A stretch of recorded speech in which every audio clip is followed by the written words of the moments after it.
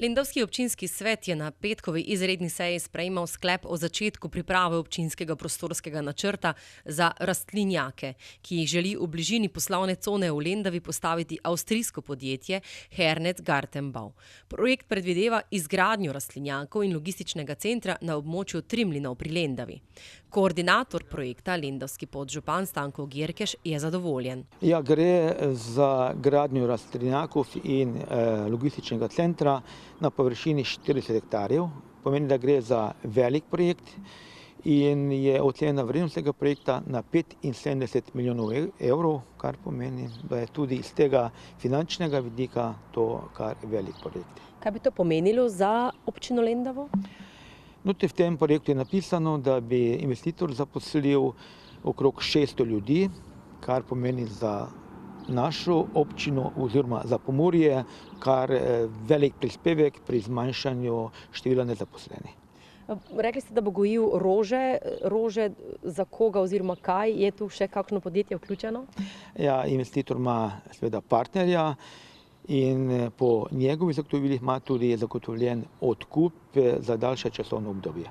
Podjetje Hernet Gartenbau se ukvarja s pridelavo rastlin, torej rož, začimnic in zelenjave. Svoje izdelke dobavlja velikim trgovskim mrežam, kot je IKEA, Lidl in drugi. Je eno največjih vrtnarskih podjetij v Avstriji in eno najbolj inovativnih v Evropi. Trenutno ima v Avstriji v lasti 20 hektarov rastlinjakov, zaposluje pa 180 ljudi. V Lendavi naj bi gradil na območju 40 hektarjev, kar je podobno velikosti površin celotnega BTC City Ljubljana, s parkirišči in skladišči vred. Bi pa to prineslo več kot 600 novih delovnih mest. Sedaj zaenkrat je to v domeni občine. Boste nekako to naredili tako, da bodo vključeni tudi ostali gospodarstveniki, pa okolje, pa celotna regija? Seveda, poleg tega, da bodo tu delovna mesta tisti, ki bodo neposredno zaposleni v tej firmi, je to tudi dobava energentov. Lahko rečem, da se je ta potencialni investitor povezal tudi z Geotermom Lendava in seveda ogromno raznih drugih uslug, kot so prevozi in še kaj bo tu zraven. Vidite mogoče v tem potencial, da tudi kakšne druge ljudi se še motivira, da bi se mogoče odločili za Lendavo? Lahko rečem, da zadnje čase obstaja kar interes za vlaganja v Lendavi in mi smo tega se veselimo, smo veseli, da to nam je prinesla predvsem avtocesta. Tako meni tudi predsednik Pomurske gospodarske zbornice, da je k odločitvi Avstrijcev o izboru Lendave verjetno prispevala tudi ugodna prometna lega, saj ta leži v neposredni bližini avtoceste. Zakaj menite, da bi za investitorje bila ravno Lendava dobra lokacija? Pa če pogledamo radius 100, 200 ali pa 300 kilometrov, imamo trg z nekaj 10 milijonski trg, pa Dunaj, Budimpešta, Zagreb, Ljubljana, Trst. Naštel sem samo kapitalska mesta, ki so oddaljena v radiusu 300 kilometrov. To pomeni avtocestna povezava, nenazadnje je tu križišče iz Leningrada do Barcelone, severna magistrala se tu križa, to pomeni lokacija Pomurje, Lendava je izredna. Nekoč, ko je bil hendikep, da nismo imeli avtocestno povezavo, je sedaj to dejansko komparativna prednost, katero pa moramo izkoriščavati, pa če tudi mi, domačini, se tega ne zavedamo, je dobro, da tudi koncerni ugotavljajo, da naša iztočna točka je izredno pomembna za Evropo. To je velika priložnost za regijo. Kako gledate na tako velik projekt, kaj bi to pomenilo za Lendavo?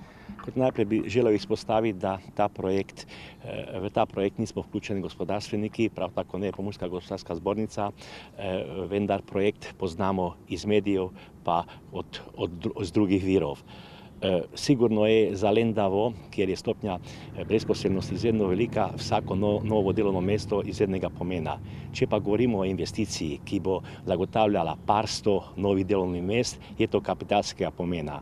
In morali bi vse storiti, vsi deležniki, ki kakorkoli lahko vplivamo, ki lahko vplivajo, da bi ta projekt bil realiziran, da bi realiziran v čim krajšem času, da se bo to tudi zgodilo. Kako pa gledate na delovno silo? Se vam zdi, da te 600 delovnih mest lahko investitor najde tukaj v tej regiji? To je res, da imamo visoko brezposelnost, vendar če pogledamo analitiko, ugotovimo, da je to kar nekaj bi rekel, takih brezposelnih, katere težko zaposlimo, da v principu primanjkuje kvalificiranega delovne moči, kaj pa lahko nadoknadimo tudi drugače. Smatram, da ta investicija ima ozadje, kajti nenazadnje, če ne na tem področju, pa je tu v bližini Madžarska, Hrvaška in bi lahko z ustreznim delovnim dovoljenjem tudi te ljudi zaposlili. Vendar smatram, da prioritetno je, da rešujemo naše brezposelne na tem področju.